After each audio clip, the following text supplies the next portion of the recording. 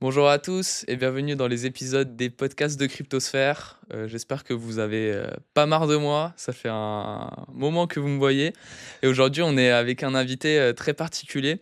Alors, pour la petite anecdote, cette personne, je l'ai rencontrée pendant un hackathon. Mmh. Et à chaque fois que cette personne participe à un hackathon, je, je perds tout le temps ce hackathon.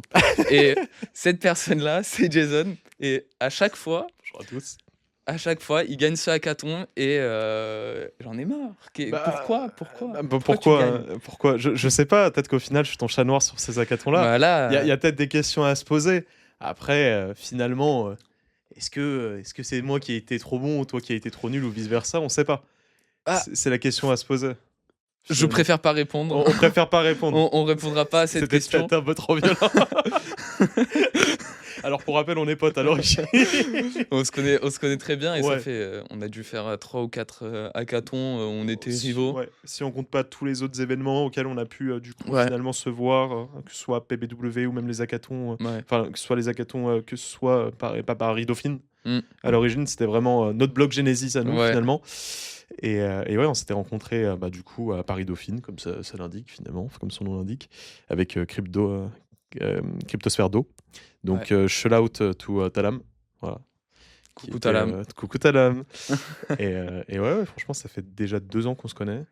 Et franchement, on s'est pas lâché finalement. Chaque fois qu'on se Non, voit à un on événement, se suit tout le temps, ouais, on peut-être un fait peu on fait trop. on fait des choses, différentes mais T'imagines si tu sors ça de son contexte, à ce moment-là, si t'as ça, c'est vraiment quelqu'un qui garde Gasprod, oh, c'est dur. Ouais, clairement, en plus, en plein milieu de Cube 3. Voilà. Ouais. C'est quand même Déjà, exceptionnel. en parlant de Cube 3, Ouais. merci beaucoup à Cube 3 de nous accueillir Mm. aujourd'hui. On est en partenariat avec eux et c'est un plaisir d'avoir des entrepreneurs comme Jason aujourd'hui. Est-ce que toi, tu peux déjà te présenter et présenter ton projet qui d'ailleurs, tu l'as créé pendant un hackathon, Ouais, à l'origine, ça on était sortait d'un rivaux. hackathon. Ouais, bah c'était, avant de me présenter, ouais, rapidement, ouais, c'était un hackathon, du coup, c'était à HECX Tezos. Ouais. À l'époque, t'avais Nomadic qui avait décidé d'avoir tout le narratif en rapport avec justement le fait qu'il voulait faire en sorte qu'il y ait de plus en plus de builders sur la blockchain Tezos. Et donc, ouais, à l'époque, c'était simplement un outil qui permettait d'envoyer du stablecoin sur Tezos, Mm. d'un numéro de téléphone à l'autre, avec un serveur qui était malheureusement centralisé. C'est pas très très blockchain friendly, surtout si on veut quelque chose de décentralisé de base. Et du coup, moi, c'est Jason Gadiou, 24 ans. Je viens de les avoir le 26 février. Je suis un 2001. Et oui, ça bloque, ça fait mal, on sait. Et globalement, ouais, ça fait à peu près quoi, 4 ans que je suis sur l'écosystème maintenant. De base, moi, je suis d'une formation d'ingénierie en informatique. Mm. Donc, j'avais fait ça à l'EGI à l'époque, donc à Nation, à l'EGI Paris. Ça fait à peu près 3 ans que je code sur la blockchain. J'ai fait à peu près le tour de XRPL, les EVM compatibles, tout ce qui va avec. Je suis basé à Paris. Et aujourd'hui, moi, ce que je propose, c'est une boîte, finalement, une solution qui s'appelle Mongo, qui consiste à répondre aux besoins de bancarisation sur le continent africain, plus particulièrement sur les pays de l'Afrique subsaharienne. Et l'idée, c'est de détenir du coup finalement des fonds sans banque, donc directement en stablecoin, tout en se pluguant sur l'infrastructure monétaire déjà existante, donc en passant par les canaux qu'on appelle mobile money. Mm. L'idée du mobile money, c'est assez simple. C'est plutôt que de détenir du hard cash, donc que tu aurais par exemple dans ton portefeuille classiquement, donc avec ton euro, ton yen, peu importe, ton fiat, comme on appelle ça communément dans l'écosystème. L'idée, c'est que du coup, tu vas pouvoir le détenir sur une carte SIM. Et nous, en fait, l'idée, c'est de créer finalement un lien entre blockchain en utilisant les canaux stablecoin, tout en facilitant du coup l'envoi de paiement en mobile money. Et Mm. donc derrière, on ajoute aussi une couche, tout ce qui est en rapport avec les remittances. Donc ça va être l'envoi nord-sud principalement. Donc on l'a déjà par exemple en Inde ou sur d'autres continents, mais nous, on s'est spécifiquement appuyé sur le continent africain. Parce que du coup, on avait mon associé Olivier Mantine, qui a plus de 10 ans dans les dents en termes d'Afrique. Et donc, et moi qui ai quand même aussi une assez grosse appétence pour le continent africain, on a pu se mettre d'accord là-dessus et finalement, on répond à ces problématiques-là. Il y a quelques jours, j'ai rencontré une personne qui a créé sa startup et c'est quelqu'un qui est issu de l'Afrique de l'Ouest et il a fait son pitch. Et ce que j'ai constaté, c'est que le continent Afrique subsaharienne, Afrique de l'Ouest, c'est dans les prochaines 15-20 années qui aura la plus grosse croissance démographique. Aujourd'hui, je crois qu'il y a 500 millions de personnes en Afrique de l'Ouest. À peu près, ouais. Dans 20-30 ans, ça sera 1 milliard. Ouais. Est-ce que c'était voulu de s'installer sur le continent africain? Pourquoi cette décision et pourquoi s'installer en Afrique? Parce qu'on entend très peu parler de ce continent-là, alors qu'il y a énormément de personnes, énormément d'habitants et une croissance qui est l'une des plus grandes du monde. Alors, il y a plusieurs raisons à cela. Déjà, le fait, alors pour répondre globalement, pourquoi l'Afrique? Déjà parce que, comme j'ai pu le dire précédemment, on avait une certaine appétence, moi et mon cofondateur, parce qu'on a bossé dans la télécommunication chez Ring Central à l'époque. Et lui, en fait, faisait la région MENA. Donc, ça implique du coup tout ce qui est Middle East, North Africa, mais que ça comprenait aussi une partie de l'Afrique, parce que faut savoir que cette boîte-là, elle a été acquérie par Ring Central, mais avant, elle s'appelait Dimelo Engage Digital. Donc en fait, on faisait du support client directement en implémentant dont des centres, des solutions de centre call et plein d'autres trucs. Et lui, en fait, allait sur le continent, pendant une dizaine d'années, il a fait ça, où il allait faire du démarchage en B2B. Donc il allait voir des entreprises qui avaient besoin, par exemple, de centre call ou par exemple de solutions pour faire du support à travers WhatsApp et autres. Parce que du coup, sur le continent africain, WhatsApp, c'est très utilisé. Parce que tu commences à avoir de plus en plus de smartphones par personne sur le continent, donc ça avance assez vite. Et oui, aussi, concernant du coup la démographie, c'est sûr que du coup, on s'est rendu compte très rapidement qu'il y avait un vrai attrait pour la crypto-monnaie et plus particulièrement les stablecoins. Pour preuve, par exemple, on a un de nos concurrents qui s'appelle MiniPay, qui est du coup, qui était, je ne sais plus si c'était d'actualité, mais qui était en collaboration avec Opera, donc le wallet, qui crée justement leur propre wallet avec Celo en termes de blockchain, etc. Donc ils faisaient ça en partenariat avec Opera le navigateur. Et on peut voir par exemple que sur le Nigeria, donc c'est un de leurs marchés principaux finalement, tu as un vrai attrait pour l'USDC et l'USDT. Donc qui est utilisé à la place du Naira, parce que le Naira, si tu mets par exemple le La Naira Naira contre qui est la monnaie locale. la monnaie locale du coup du Nigeria. Donc d'ailleurs, ils ont essayé de faire un Naira numérique. Finalement, ils n'ont pas réussi. Ça fait depuis février 2024 qu'ils devaient le mettre en place. Finalement, ils n'ont pas réussi. C'est pour ça que d'ailleurs, il y a eu des gros soucis aussi avec un des country managers, si je ne dis pas de bêtises, de Binance, qui s'était retrouvé emprisonné, comment dire, comment on dit déjà pour dire de manière correcte, et il s'est retrouvé Il a été mis à l'écart. gardé à résidence. Ouais. C'est-à-dire qu'en gros, tu avais du monde qui était là, le surveillait H24, il avait des gros soucis de santé. Et ouais, en termes de démographie, ouais, on s'est rendu compte qu'il y avait un vrai attrait pour ça, surtout pour la jeunesse.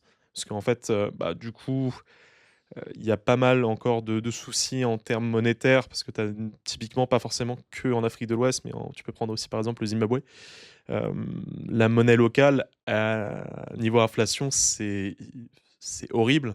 Et donc, en fait, d'utiliser les canaux, typiquement stablecoin ou autre, ça te permet d'avoir déjà une monnaie comme l'USD qui se veut un peu plus stable que la plupart des monnaies africaines, si on ne comprend pas du coup aussi tout ce qui est franc CFA qui est émis par la Banque de France aujourd'hui. Et la jeunesse, en fait, globalement, elle veut reprendre du pouvoir, finalement, reprendre un peu son pouvoir sur ce qui lui appartient, c'est-à-dire finalement sa monnaie.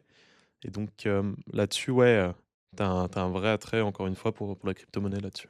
Ouais, tu nous parlais de l'attrait, notamment de la DeFi, Ouais. l'utilisation de l'USDC, l'USDT Ouais. et des monnaies beaucoup plus stables Ouais. comparées à leur monnaie locale. Ouais. Ces personnes-là utilisent de plus en plus la DeFi, donc. Ouais.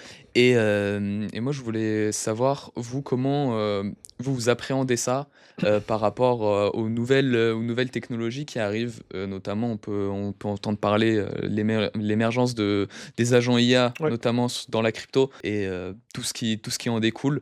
Est-ce que vous comptez utiliser cette narrative dans la construction du projet Mbongo?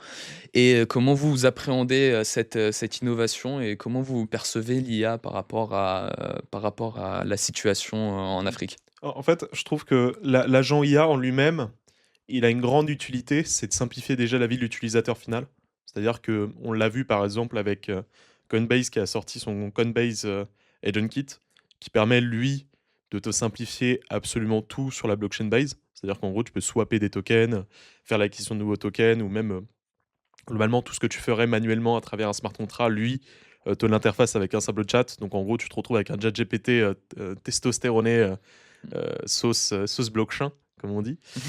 Et ouais, on a pas mal réfléchi du coup au cas d'usage qu'on pouvait éventuellement en faire avec Mbongo, parce qu'il faut savoir que du coup, à travers quelques hackathons, j'avais pu bosser avec ElisaOS, qui est un framework qui est hyper robuste, un des plus matures que j'ai vu jusqu'à présent, qui permet aujourd'hui de pouvoir interagir avec énormément de blockchains, de pouvoir avoir plein de cas d'usage différents, comme de la génération d'IA, enfin la génération de 3D ou autre, pouvoir faire même carrément, on avait fait une expérimentation sur ElisaOS qui était très intéressante, c'était lorsque ton agent n'était pas capable de répondre à une question, il a créé un autre agent qui était lui programmé pour répondre à ces questionnements spécifiques.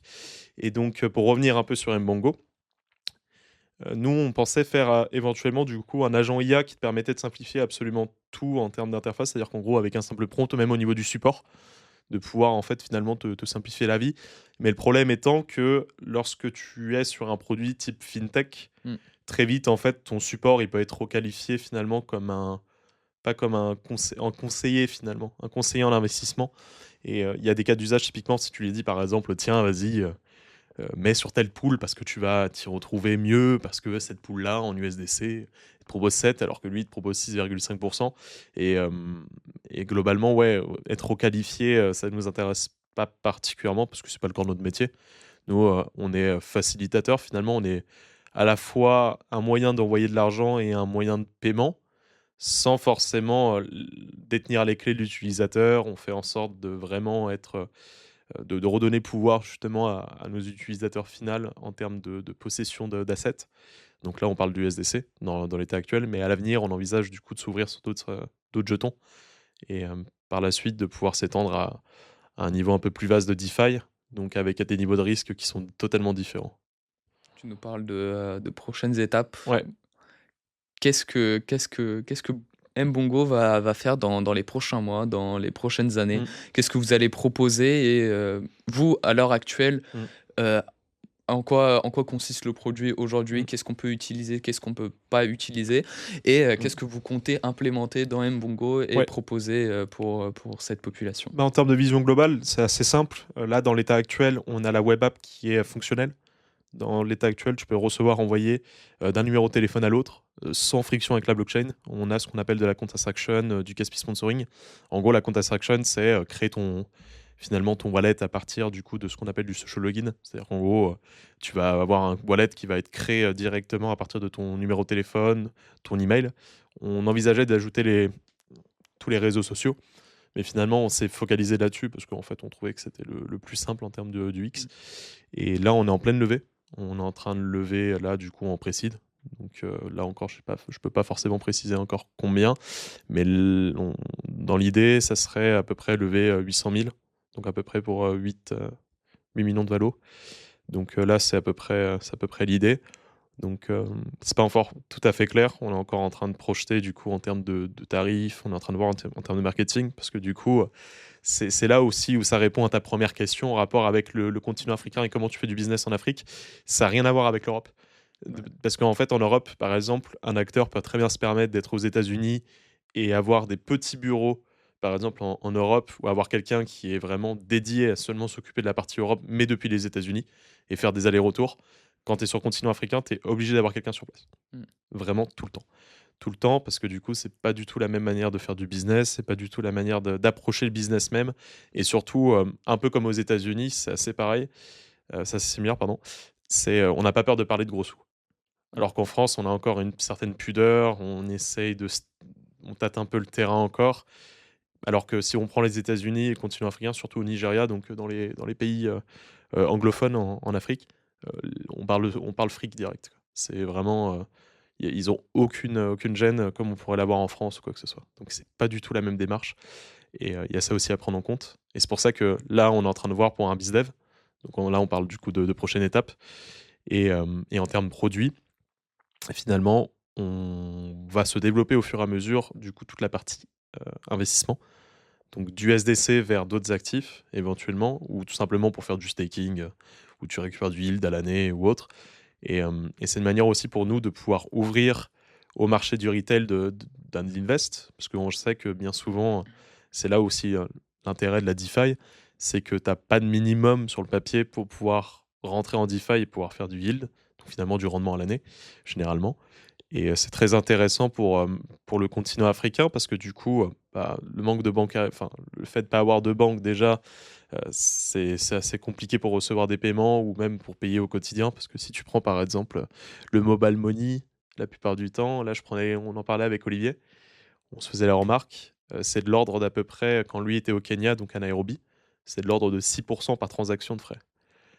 Donc, ce qui est redoutable. Tu t'imagines, tu payes le taxi, tu en as pour l'équivalent d'à peu près 20 dollars USD. Donc, en termes de conversion, tu as 6% qui part. Ça commence à piquer, tu vois. Surtout qu'en plus, c'est du récurrent. Donc, c'est même pas du système d'abonnement ou quoi que ce soit. On pourrait y penser, mais non, c'est ridiculeusement cher. Et c'est là aussi on essaie de sortir un peu notre épingle du jeu. Et après, ouais, une fois que l'investissement est fait, on finalise du coup toute la partie paiement mobile money. Par la suite, on envisage aussi d'avoir une offre plutôt B2B. Donc, typiquement, par exemple, pour les entrepreneurs qui envisageraient du coup de vouloir développer leur activité en Afrique, de pouvoir ensuite finalement rapatrier ces fonds-là. Donc, on sait que c'est très compliqué aujourd'hui, d'un sens comme de l'autre d'ailleurs, parce qu'en fait, il y a toujours ces problèmes à la fois de frais et aussi de tout ce qui est en rapport avec le fait de faire correspondre du coup des transferts avec même les banques qui existent, enfin, qui sont accessibles pour, on va dire, une entreprise classique. De faire coïncider du coup les transferts entre banques africaines vers une banque européenne ou américaine. Et bien souvent, les gens ils vont passer par PayPal. PayPal, là, je discutais, c'est intéressant parce que du coup, chez XRPL Commons, par lesquels du coup je suis passé pour la cohorte DeFi de 3 mois. D'ailleurs, coucou les gars. Quand j'y suis passé, il y avait quelqu'un qui était nigérian, qui s'appelait Sunday. Et Sunday, en fait, il expliquait comme quoi, justement, lorsqu'il se faisait payer par PayPal, il perdait jusqu'à 12% du deposit, finalement, du paiement qu'il est censé recevoir.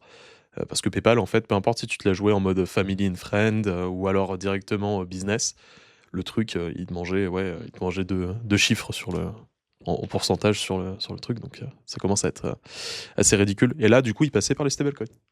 Donc, en fait, ça en revient aussi avec C'est l'intérêt.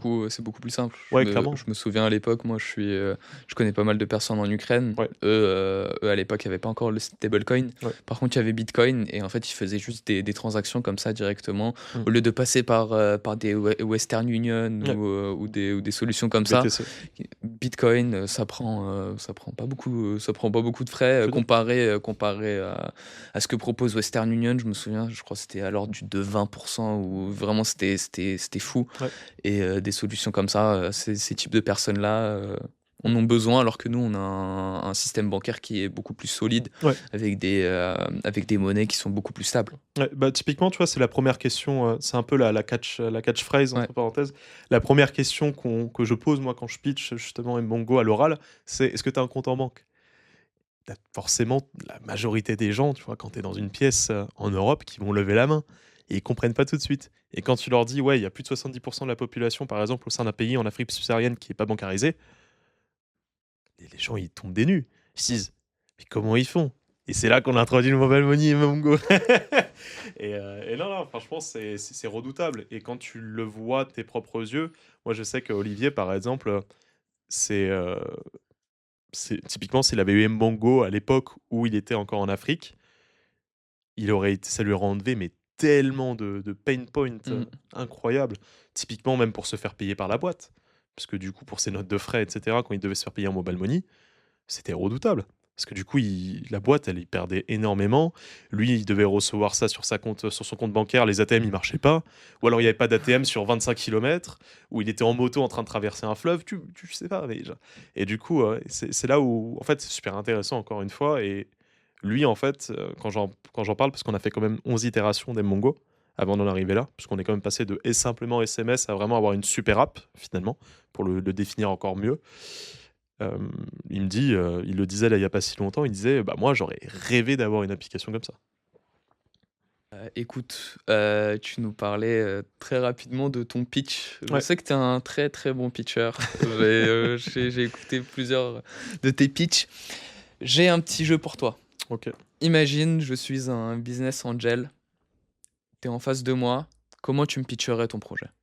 Là comme ça, là Là, tac, comme tac. ça. On part sur le principe que tu connais pas le projet. Non, du tout, je connais rien. Que t'as rien à voir avec la télécom, rien du tout. Rien On n'a du pas tout, target le truc.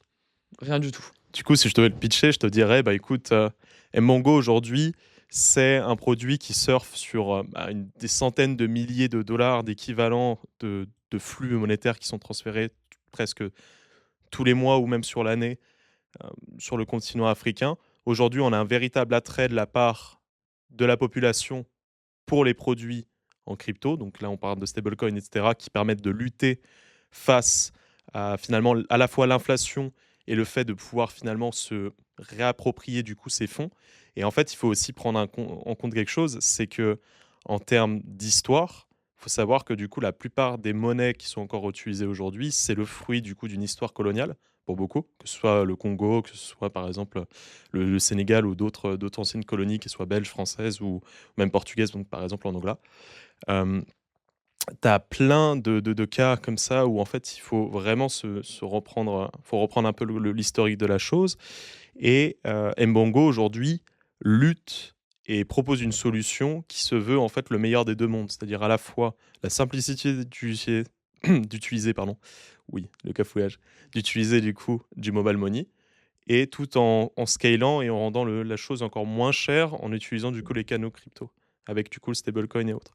Et donc de vouloir unir finalement à la fois une infrastructure déjà existante sur le continent africain et derrière avoir la possibilité d'avoir une super app comme Mongo qui te permet à la fois d'investir, de pouvoir faire du paiement en mobile money et de recevoir et d'envoyer des fonds pour littéralement gratuitement finalement avec Mbongo, c'est un peu le fruit de notre projet.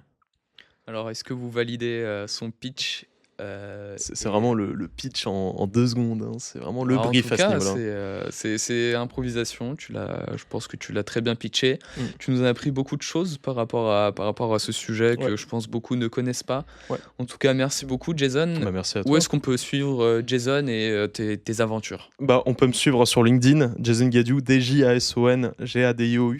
Je sais, c'est pas très commun d'avoir un D devant Jason. Donc, n'hésitez pas à venir me contacter sur LinkedIn s'il y en a qui se sentent d'attaque à la fois, éventuellement pour à l'avenir des stages ou même de l'alternance à l'avenir. Donc, on en prendra éventuellement par la suite. Derrière, s'il y a des VC ou des BA qui s'intéressent au sujet ou qui veulent simplement, ou même des gens qui veulent simplement discuter du sujet, qui viennent me contacter.